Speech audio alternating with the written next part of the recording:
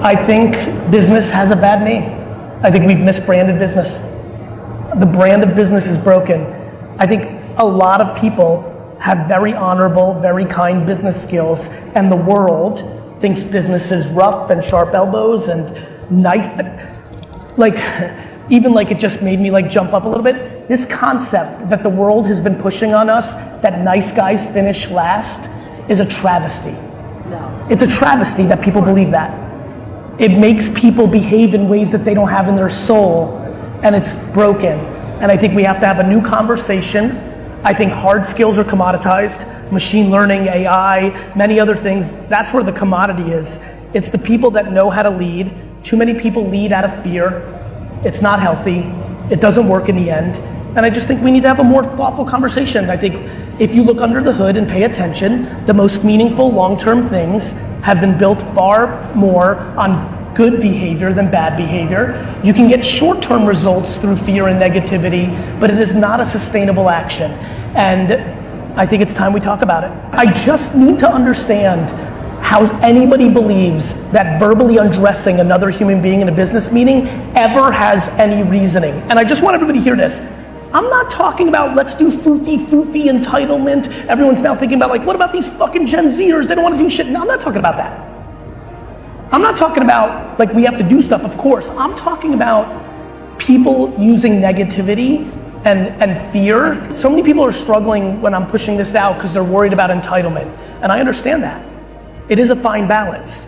But we just need to have a different combo because you get way more out of honey than vinegar. It is documented proof. But most of all, the thing that bothers me the most is I watch nice people navigate their careers and try to develop less nice skills because they believe subconsciously and consciously that it gets them further, and that has to be eradicated. Everybody in here is going to figure out how significant the consumer blockchain is over the next 15 years. This audience here is probably NFT curious because there's economics in it, there's money. It's definitely in the air. Right now, we're in a gold rush phase where everything's about the economics, the numbers are crazy. It's internet 97. Just like in 97 and 98 and 99, the stocks were too valued, they crashed, but the internet and the macro was going to change the world.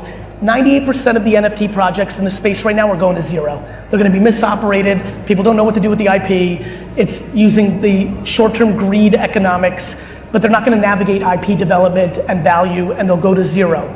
But NFTs, consumer NFTs, will impact every single person in this room for the rest of your lives. How? Because the technology's too big. Every ticket to every sporting event and concert in 7 years is going to be an NFT. People are going to buy homes in the form of an NFT. I love talk about real estate. Well, when you do real estate, you're buying a home that sits on a ledger at the county level or at the state level. People don't understand that the consumer blockchain is a ledger that proves ownership and has smart contract capability. This is very, very significant. We spend lots of money on companies in the middle that provide no value, that are just toll booths, that we're not going to do that with because there's now technology. No different than people now buy things on the internet and have it delivered to them, even though in 1997, when everybody asked me, Gary, who's gonna buy wine on the internet? My answer every time was, everybody.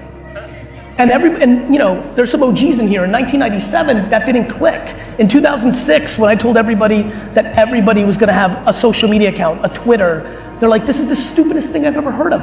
Who cares if you're walking the dog or having a pizza?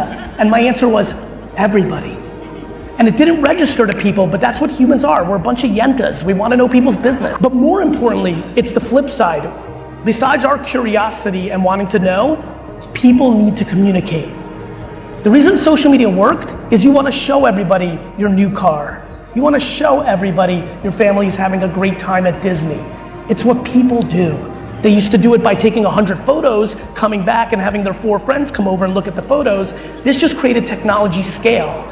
The reason people buy BMWs, the reason people buy Nikes, Rolexes, Louis Vuitton, Birka, is the same reason everyone's going to buy NFTs, to show and communicate. But it's also going to have utilitarian value. The 8,000 people, 7,000 people that came to VCon this weekend in Minnesota were only able to come if they owned a VFriend.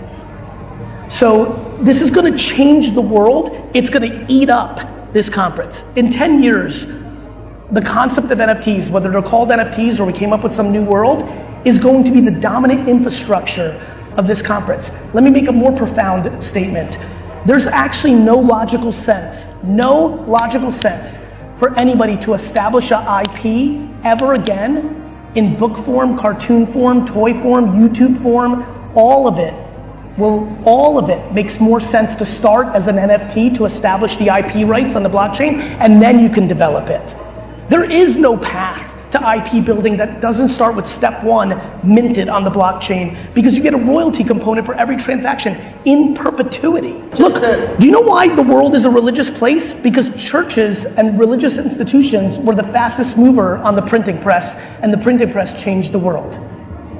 Like, this has always been about communication. This has always been about communication.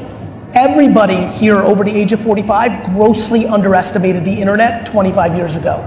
Every single person sitting here right now is grossly underestimating NFTs, and a lot of people here have opinions about it because of one headline they saw on Twitter or their friend said something. The amount of people, Pam, I apologize, the amount of people who've spent 50 hours here actually educating themselves on what the blockchain is, what NFTs are, what Ethereum is very far and few between. I've seen this rodeo 3 times in my short career. This movie always plays out. This conference is grossly underestimating what the fuck is happening. The early pioneers who are establishing IP, no different than the 1980s, where the storytellers were like, wait a minute, this cartoon mode is amazing. I'm gonna do a cartoon to sell these toys at Toys R Us. This is a moat for IP building. So the same DNA that made the production companies and the IP builders understand that this moat of 83, 82 to 88 of IP building, right, on television, when you think about Turtles, comic book, but those cartoons took it to the stratosphere, right? And so the people that are getting it right are putting themselves in that position. Me, Yam from World of Women, the Bored Ape crew, we're all getting our at-bats. We've got a lot of work to do. There's been $100 million of VFriends sold in the first year on primary. There's been $250 million sold in secondary that I make between 5.5 and 10% royalties on every transaction. This has happened in 1 year. VFriends has bigger and better P&L economics than 98% of this room. It didn't exist a year ago.